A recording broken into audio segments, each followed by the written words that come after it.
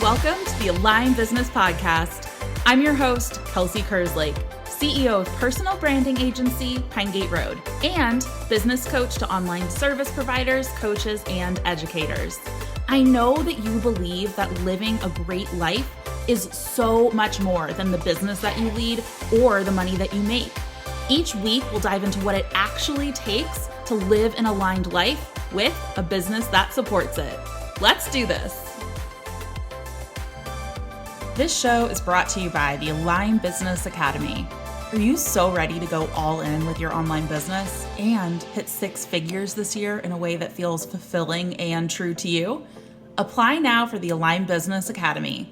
This is our signature program that helps you scale your online business with one-on-one and community support, a framework for learning all things online business, and a proprietary 3-part system for scaling while working way less than you are now. Say hello to more freedom, income, and impact. Apply now at pinegateroad.com/academy.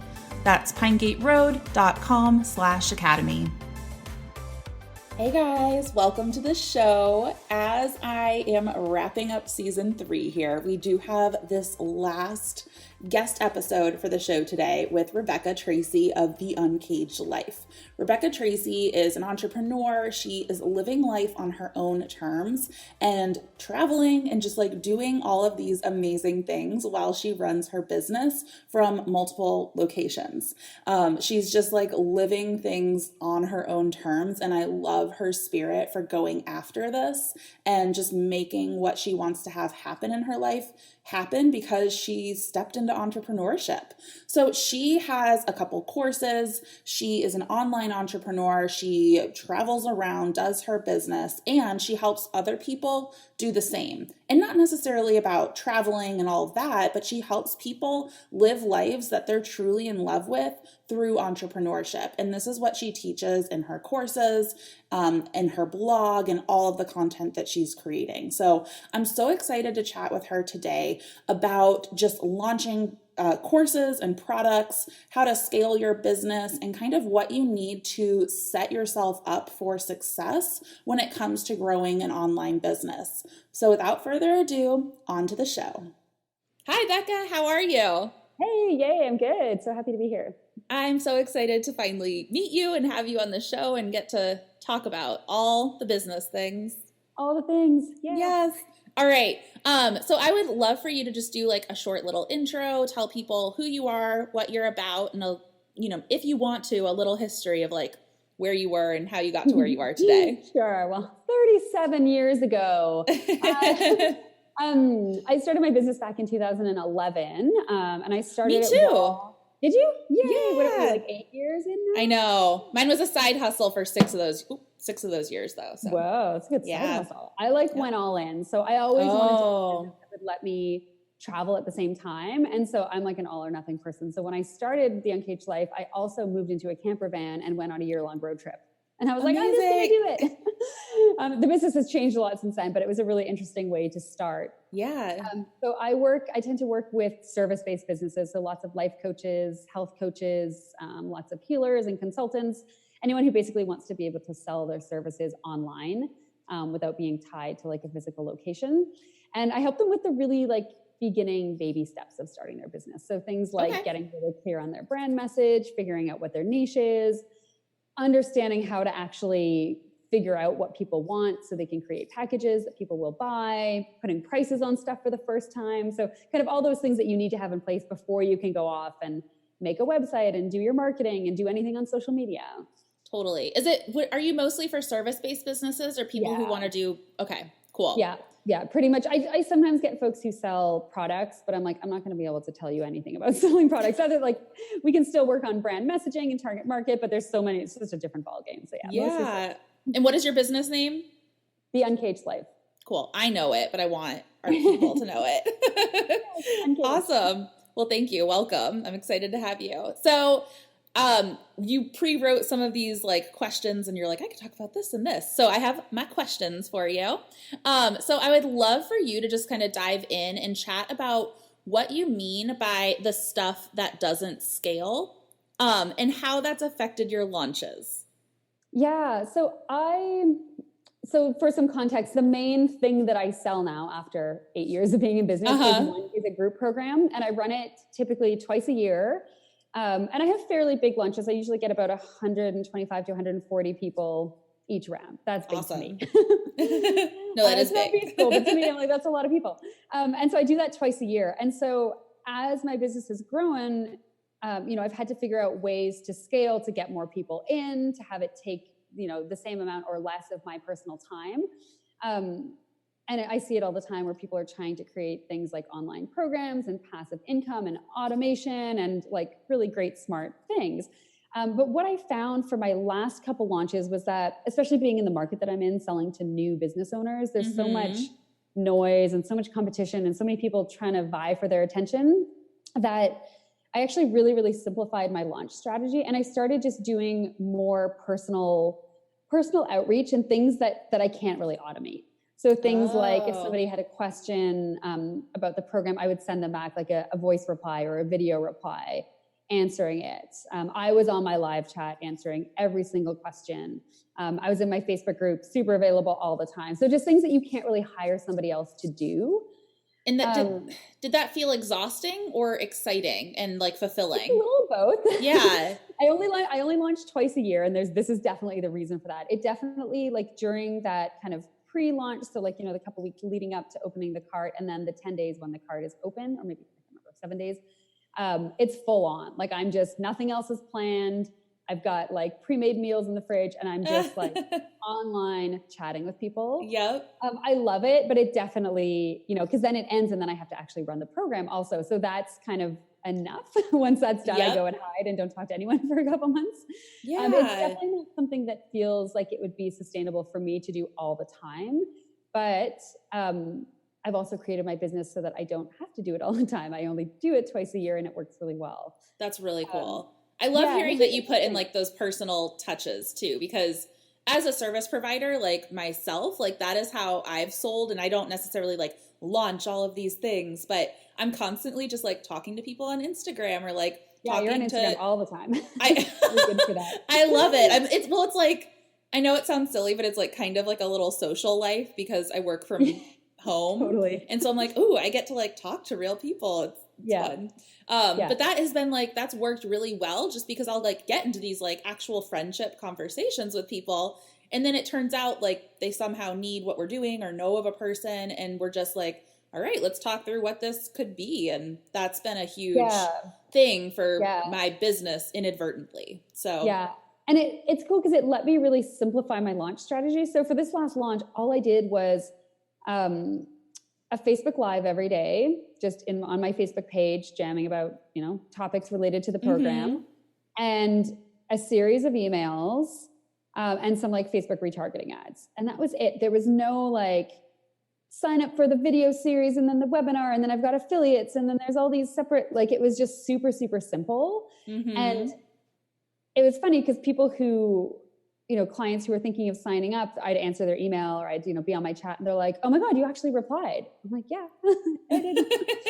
And that was literally the thing there. And especially because I sell a group program, a lot of people were worried that they'd be in the group and get no attention and I wouldn't be there. And so I really wanted to show them that, yes, I am there for you. And I can say that all I want, but like showing up and actually being there before they give me any money. I love that. Really was the thing to seal the deal. And it felt better to me too. So I just, you're like living out your core values of like what you truly believe in as a business. And then it's like, that's that experience you're getting the entire time. I love seeing that. Yeah. I think it's easy too, as a new business owner, to hear a whole bunch of stuff about creating online courses and passive income and having everything be hands off. And it's, I think there's definitely ways to do that. I don't think it's for everyone, but, I don't know. I just encourage people to not jump to that. Because I do think, like you said, Instagram is sometimes your social life. We're here working alone usually. And if you I have my dog and have everything hands off, it can be super lonely. So it's actually fun getting to kind of build that into part of how I launch. Yeah, no, I never thought I'd enjoy the quote unquote sales process so much because it's just, it doesn't feel like sales. It just feels like fun connecting, like learning about people's lives and visions. And like, that's it. And it just brings me so much joy. I'm like, I am this saleshuman that I never thought I could be. Yes. Yeah, totally. And I'm a super introvert. I like to be at home and not really see anyone or talk to anyone for long periods of time. Oh, same. Yeah, which is why like these little spurts of it are great for me. And then I get to go off. I usually plan a climbing trip right after my lunch or right after the program ends. So then I usually go off and like do nothing for 3 months. Is that where you were a couple of weeks ago? Yeah. I was in Arizona for like 3 weeks. Nice. Yay. Awesome. Okay. So what advice can you give on building a business that really works for the life you want to live? Yeah. Lots of advice. So the first thing, especially if you've been in business for a while, you've probably figured out, or you're starting to figure out that there's kind of a certain number of ways that you can scale your business. But when you're first starting, I was just like, I don't know, I'll just take as many clients as I can get and I'll just keep taking them. And that's how my business is going to go. I think we neglect to think about, 3 years down the line or 5 years down the road, how do we want to be spending our time? Coming back to the passive income thing, I hear a lot of my clients who are like starting their business and they're like, I want to create online courses. And I'm like, okay, here's what that's going to mean. All of your time is going to be spent marketing. None of your time is going to be spent doing the life. I work with a lot of life coaches. 0 of your time will be spent life coaching. 100% of your time will be spent marketing. And they're like, oh, I don't want that. Yeah. I'm like, no, right? Some people love that and that's what they prefer. But I think getting really clear about, if it's the coaching that you love, what business model and what programs can you run that are going to help support that? If it's the marketing piece, if you're a super introvert and you don't want to be talking to a lot of people, how do you need to structure your business? And sometimes when you're starting, you have no idea. Mm-hmm. I think I ran, when I was in my camper van in 2012, in the first year of my business, I think I offered 8 different programs over the course of the year. I was just like, let's try this. Let's try a group program. Let's try a one-on-one. Let's try an online program. Nobody bought it. Okay, that didn't work. And so I just tried a whole bunch of things. So I really got a good sense of like, okay, I love running groups. One-on-one isn't really so much for me. And I was able to make decisions more quickly based on having tried different things. And that's kind of how I got to the business model that I have now. Yeah. I love that even back then, like in internet years, that's like for forever.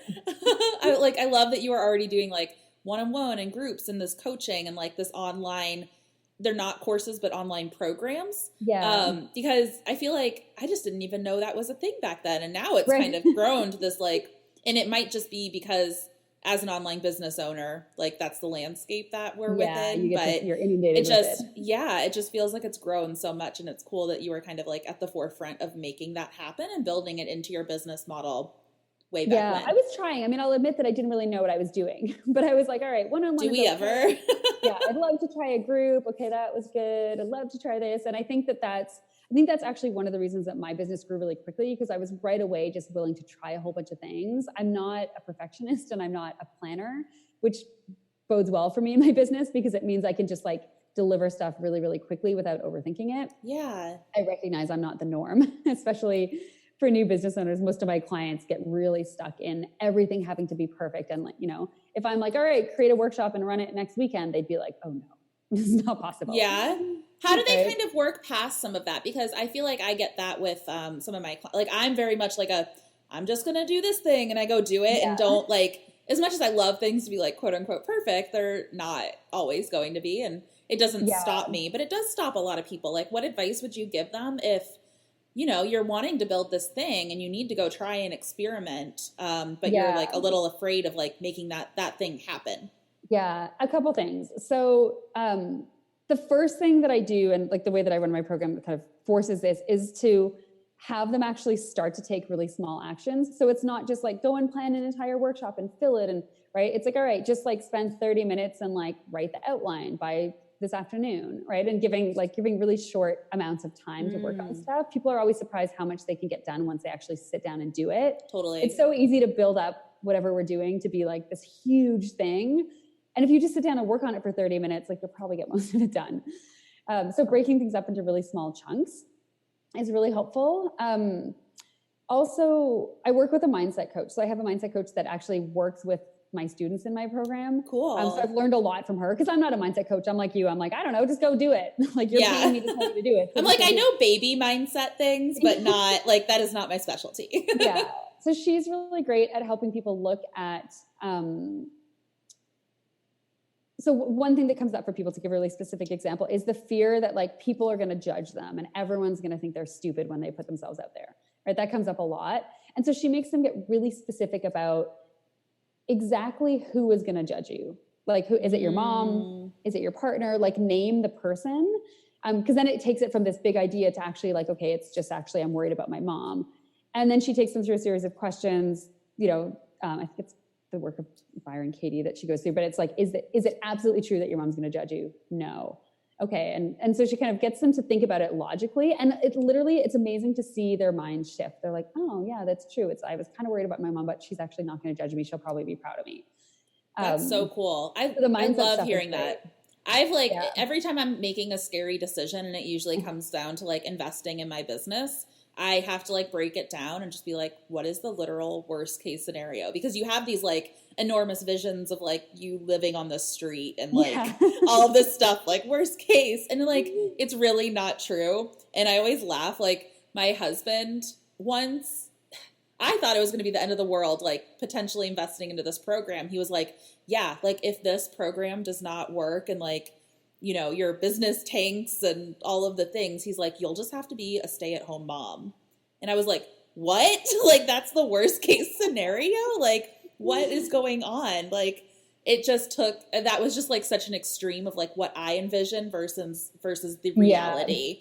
Like, and he was like, yeah, we'd have to like cut back on our lifestyle. Like you'd quit your business and you'd be a stay-at-home mom. And I was like, oh, okay, we're doing this. So it just, It's really easy to make everything seem like the biggest thing. And one thing that we talk about a lot with the mindset coach, Erin, she's always just like, no one thing that we're going to teach you to do is like going to make or break your business. Like if you don't get your niche right, it doesn't matter. Yes. It's like if you create a package and it's not the perfect package, it doesn't matter. Or if you like your messaging is off, it really doesn't matter because there's no one piece that makes your business succeed or fail. It's persistence and consistent action that's going to make your business succeed. Well, and I think even if it does fail, you're learning about what didn't work and you're able to adjust in the future. So it just gives you more information, which is amazing. Yeah, exactly. I've got a hard and fast rule of like 70% is good enough for any, and 70% is like at the high end, like 50 to 70%,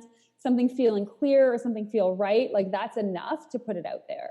Yeah. And that's a nice. We have a thing called B+ work now. I think it was, we had a guest on the show, Liz White, and she brought up the concept of doing B+ work. And, especially running like a branding business, like we're getting it right, but like, who knows what the client is going to like or all of this. So it's like, we just put it out, we deliver, and then we can like adjust and tweak afterwards. Oh like my gosh, it'll get to like it for it to be A+. Exactly. And then like you never know. Like it could be A+ in our mind and C+ in their mind. So it's like you can't wait. It's just like the do, deliver, and then adjust like before the end result usually. Yeah. So yeah.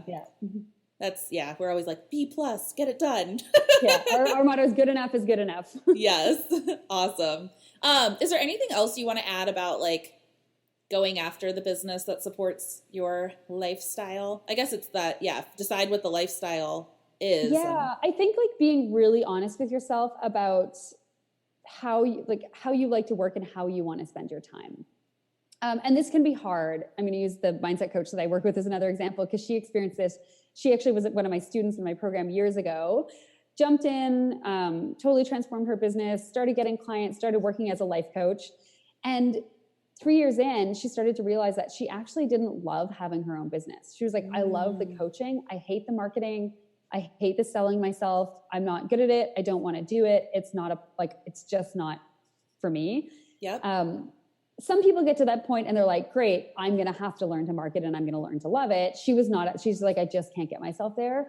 What she realized was she would rather coach and just coach for other people's programs. And I was like, great, I need a coach. And so I hired her actually, right? And that's a really great match. But I think it can be hard when you're in your business to admit that you don't want to be doing things the way that you're doing them, especially when you've put in so much time to build something up.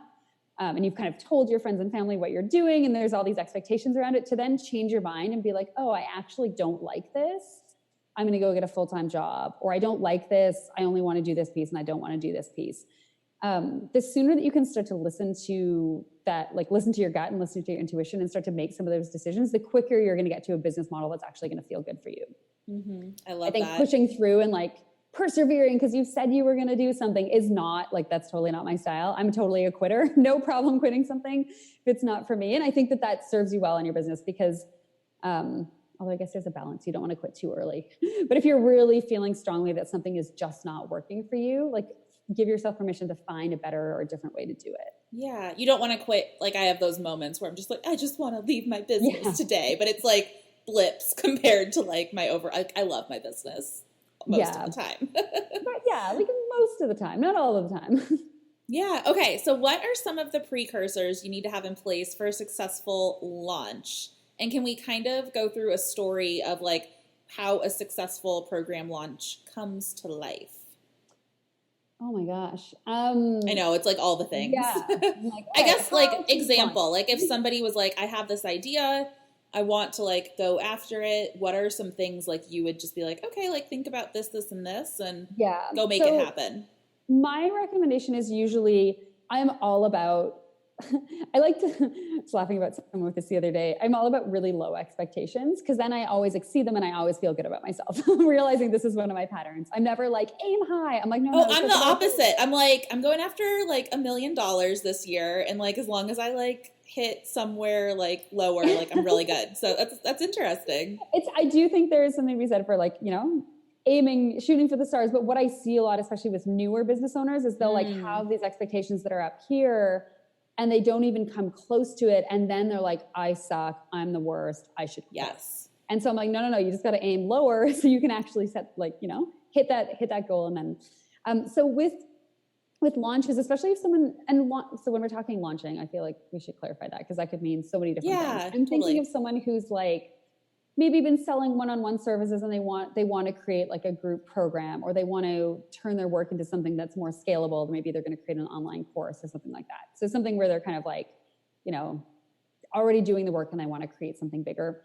I'm a big fan of doing beta launches and keeping it really, really simple. So my recommendation, if it's the first time you're doing something, I feel like a really good litmus test is to think, if you can think of at least 5 people from your current world, so whether your email list or your, people from Instagram or just your current networking group, if you can think of 5 people who would reasonably would buy the thing that you're trying to sell, you're probably good to go and create it. If you can't think of 5 people, you're probably not ready. And then go and find those 5 people and actually get them to buy the thing. So that's usually my first launch for my clients when they're like, I want to run a group. Like, what should I do? Webinars? I'm like, no. What you're going to do is write an email, personally invite as many people as you can think of, email it to your list. It should be really, really easy to get like 5 to 8 people into your thing. Sometimes for free. When I create new online courses, I test them for free because I want it to be easy. So I just go and I'm like, all right, 10 of my top clients or top students, I want them to come in and review this. So I launched a program. It was like the first one I did, and I was just like, I'm just doing it. And I also did, like, I invited some friends to do it for free. And then it was interesting because the people that like paid did the course, and the people that got it for free were like, I just don't have the time. And that's been a thing for me. Like, I always want, like, I'll do it at a very low price, but I also want people to put some skin in the game so that they're actually going to follow through, so that can turn into results or not results, and I can learn from that. Because if they don't do anything, then you're not learning about it. Usually what I have people do, because sometimes, I have some clients who are just so nervous to like put this thing together that they're like, I can't charge for it. I'm like, okay, if you're not going to feel confident charging anything for it, then make it free. But you really want to have people who, sometimes you have them fill out an application, like to have to do a little bit of work to get into the thing. And then I usually have them do an exchange where, their payment is like feedback for the program, maybe weekly check-in. So there's kind of some accountability built in so that it's forced. It's like, all right, you did the work this week. Here's what right. And if they're not pulling their end of the bargain, then you just boot them out. Okay. So I like that. Yeah. Like they still have to either like pay in time that they're. Yeah, exactly. And you can usually tell if someone's like, I don't know if I want to do that, then they're probably not a good fit. Yeah. But I just love like taking the pressure off, again, low expectations, so that you can, number one, test out the thing that you're creating, whether it's like a membership program or a group or a new online course, or like maybe even just a beta of a new service that you're doing. Just making it really easy to get people in and test it, because then you're going to get testimonials, you're going to get feedback, you're going to make sure that the thing is actually amazing. And then when you go to launch it, you'll already have kind of some buzz built up around it. Totally. I don't love seeing people go and being like, all right, I'm going to launch something for the first time, something they've never tested. No one's ever gone through the program. And they're trying to like get affiliates and do Facebook ads and do webinars, and they do this whole thing and then no one buys it. That sucks. So I try to avoid that. I'm like, keep it low, keep it easy, 5 to 8 people, and then the next time you can ramp it up. I think it's like, what is the minimum viable product to release the first time? Because you don't know what to expect when it's something you've never done before. And putting so much time and effort into figuring out all of those details when it might not be something somebody even wants is like, you might not like doing it. You might do it and go, oh, that's not for me. Exactly. So that's a lesson I've kind of learned this past year, and we've been launching some things, which I know you know of. And it's just been really cool to kind of like put out the offer and like see what people like. And then we're kind of like building as we go. And that's been really fun for us to be able to like, just, you know, have the launch and not necessarily have to figure out like every single little detail that's like ever going to be in the marketing and all of that. So my very first thing that I tried to properly launch was, I don't know, 2012, because I was in the van at the time, and I was like, I'm going to create an online course. And so I was like, oh, I'll do a pre-sale for it so I can use that money to then like invest in helping me make the course. So I like got all amped for it. I think my launch was like a couple of emails to my small list. Yeah. I didn't do very much. And one person bought it. Yeah. What do you do then? Right. So I had to decide what to do. And my ego was like, whatever, I'm going to make it anyway. It's going to be amazing. And then the smart side of me was like, if nobody bought it, no one's going to buy it. Like it's not, and I look at it now, it was a terrible course idea. It was super vague. It wasn't good. It was the reason nobody bought it. So I refunded the one person. I think I offered her like a one-on-one session instead. I was like, hey, this course isn't going to happen. Would love to just give you a free one-on-one session instead. I didn't create it because it would have been really easy for me to push forward anyway. But I think we have to really kind of take our egos out of it and listen to what the people are saying. Like that you said that, because I also just launched, like I'm redoing our like the pinegateroad website, and I'm creating a course around how we're creating it. And I was just like, hey, like who wants in on this course? Like I'll just record myself creating the website like as the course. And so it's like forcing me to do something that like it's been on my to-do list for like a year and a half. And I was just like, okay, even if one person buys it, like I'll do it anyway. But it's interesting for you to say, like, if one person buys it, it probably is not going to fare well in the marketplace long term. That might be a bit different because it doesn't sound like you're doing a whole bunch of extra work to create a separate course. Mine was very much like I had to do it anyway. And I was like, and I can share this information because it's stuff people also, okay, this is another thing. Like when people are asking you, like, can you please just create this thing already? Like, here's my money. That has happened like with this course. Like people were like, can you please just share how do you show it, how you build your websites? Like I will give you money right now. And I'm like, well, I'll do it one day. Like it's on my list of like that's a future good sign. ideas. Yeah. Although I've learned that like, I don't really trust anyone until they put their money where their mouth is. Because I've had a lot of people be like, oh, create this, I want this. And then you do it and they're like, no, I can't afford it. I don't want to buy it now.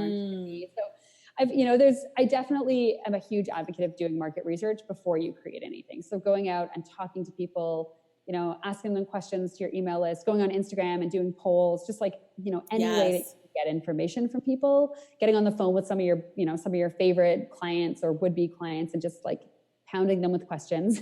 It's just a really great way to get more information. And that's how good courses and online programs and things are built. They don't usually come. It's very rare that I've seen people go, I have a really good idea. And then they go out and like their idea is exactly what the market wants. It doesn't happen that often. Usually there's changes that need to be made so it actually is something that's sellable to your people. Yeah. And so just starting small, low expectations and building from there. Saying this on interviews, people are going to think I'm like a real downer. Well, no, it's just because I always feel really good about myself. I always exceed my goals. And I guess I personally just have a personality type that like I'm like, okay, I'm going to like shoot for this, but like even making one sale feels like still awesome. Like I don't, and I don't beat myself up about it. Yeah. But you've also been in business for 8 years. even as a side hustle, right? Whereas I think if you're brand new, and I think the reason I do that is I see a lot of people come at it, you know, they're like, I'm going to quit my full-time job next week. And then in 3 months, I want to be making 6 figures. And I'm like, yep. Probably not going to happen. Yeah. I'm a planner. Yeah. Yeah. I've just seen too many people get burned with huge, and some people, great, they hustle and they reach that goal, but most people I would say don't. And so, I just like to, you know, set realistic expectations that people can feel good about. Yeah, no, that's nice. I guess, so I have a designer mentorship program that I do too. And we kind of do some like the revenue planning, and it's like, okay, what is your like very minimum you need to make to like sustain your business and you? What's like a number you'd be like super happy with? And then let's like double that number and plan for like, we're going to plan for that high number, but like you're going to hit your minimum, and like you're really aiming for that like number you'd be super happy with. And I think having those levels helps them set some of those expectations while also like still aiming high. Mm-hmm. Yeah, totally. I love that. So that's been a good thing that's something I've implemented, and it's been helpful for them too, I feel like. Yeah, I like that. So what other advice can you give our audience about launching and building a business with love?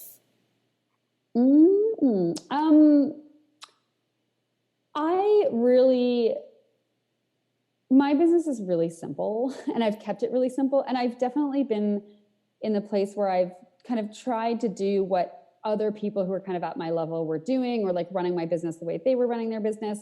And I really kind of had to learn, I wouldn't say the hard way, but I've had to learn that just the way that feels good to me is the way I should run my business. And I think especially if you're getting started or you're kind of at that stage where you're starting to grow, it's easy to look at what everyone else is doing. Right. For example, you're running a bunch of different you have a team, right? Do you have a big team? Yeah. There's 6 of us. So. Oh my God, that's a huge.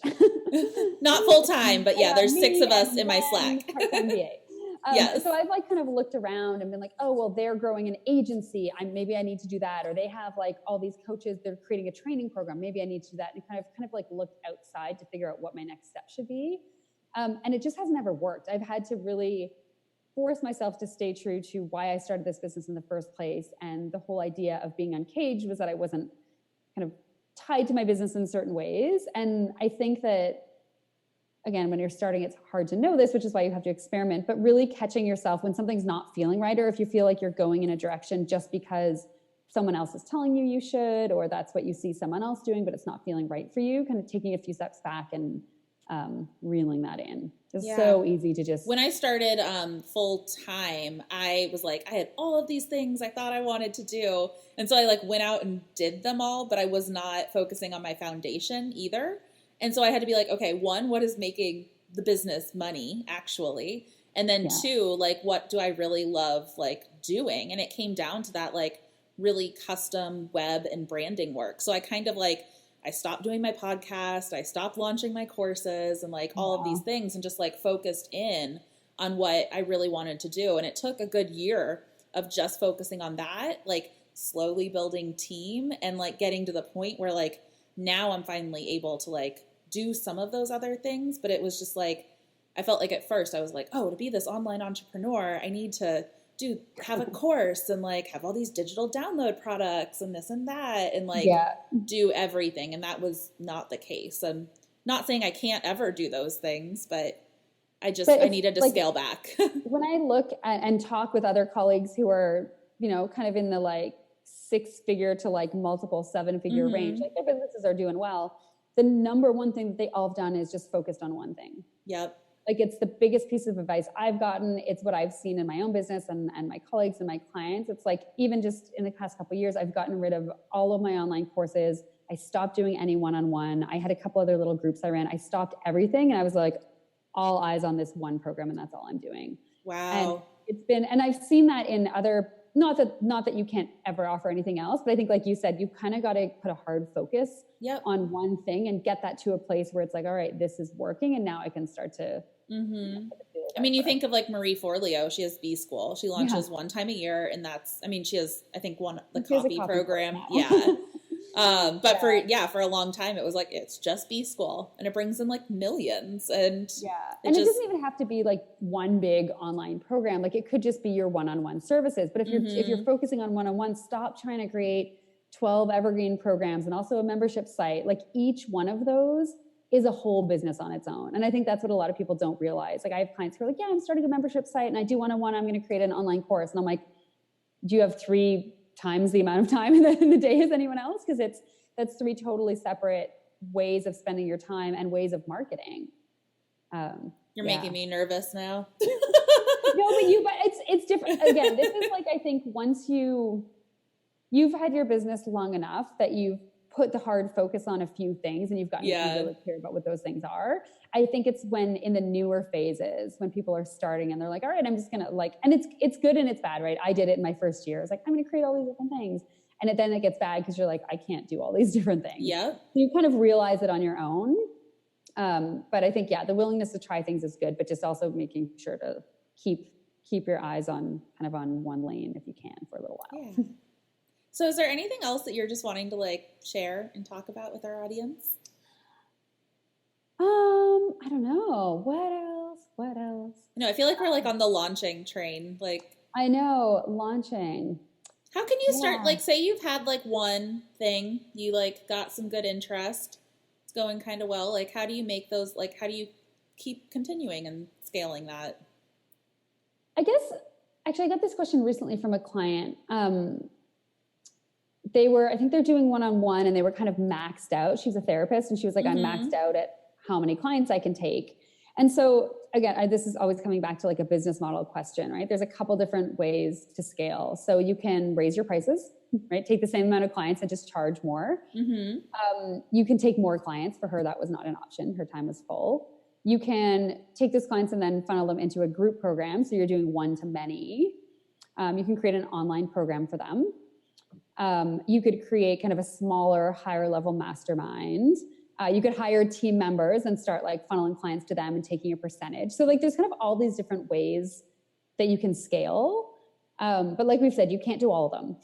And so starting to think through the different options. Like, okay, do I want to run a membership site and doing some research and seeing what that looks like? Do I want to hire a whole bunch of team members and then just send clients off to them? What does that look like? And kind of like playing through the options and actually like seeing how they each feel, I think is a good way to do it. Because I think we think I have to just create a whole bunch of different things, which isn't always, it's not always the best way to actually scale. We get a lot of, so like, I feel like the people that are surrounding Pinegateroad are a lot of like service-based businesses.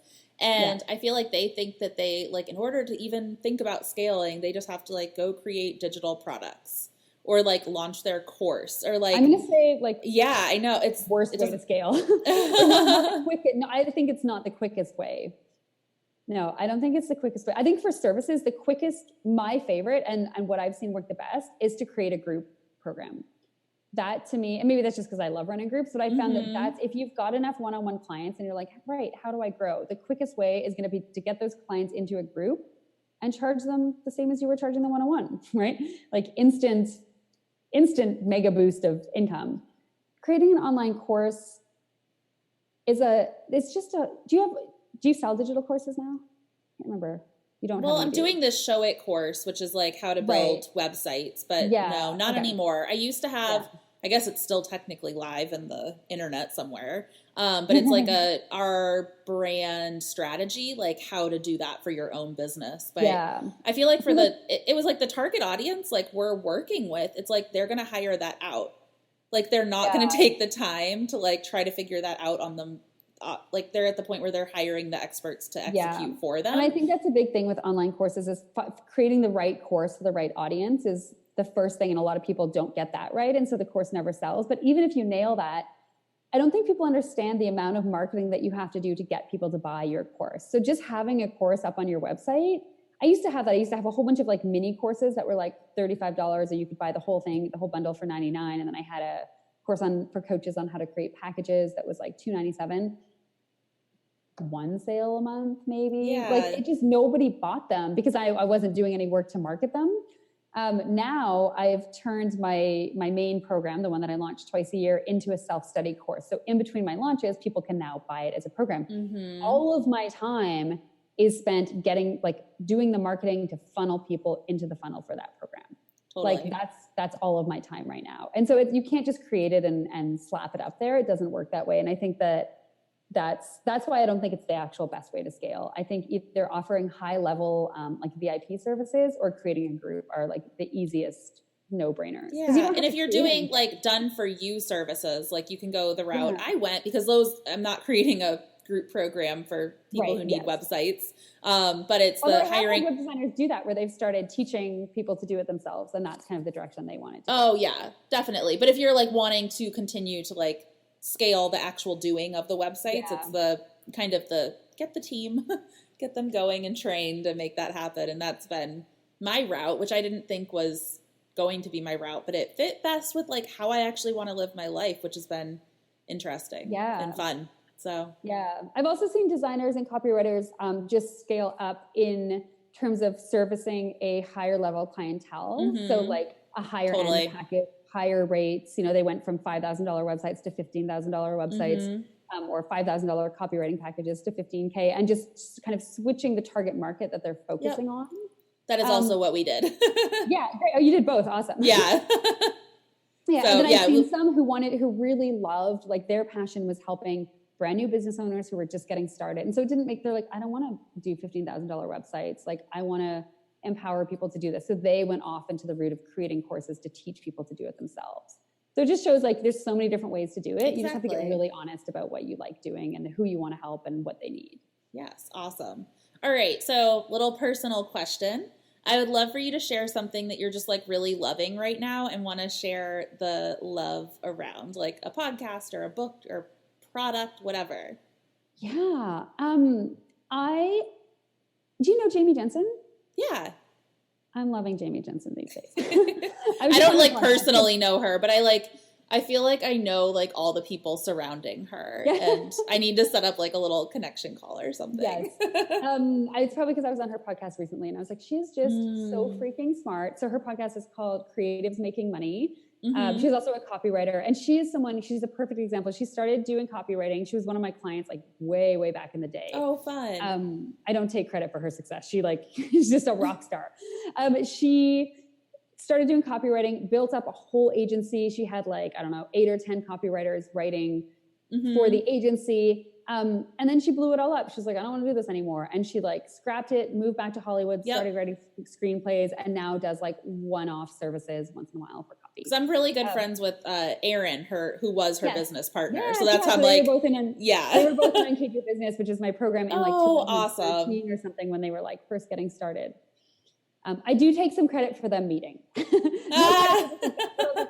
That's awesome. And I've worked with Jamie in the past, and I'm going to be working with her on helping with some webinar stuff. She's just such an awesome storyteller, and really, I think go listen to her podcast and learn a lot from her. Cool. Thank you for and you should meet sharing her. The love. I know. I'm like, I need to actually meet her. Yes. So do an intro. You should have her on the podcast. Yeah, that would be amazing. I will. Thank you. Okay. So where is one link or place people can find out more about you?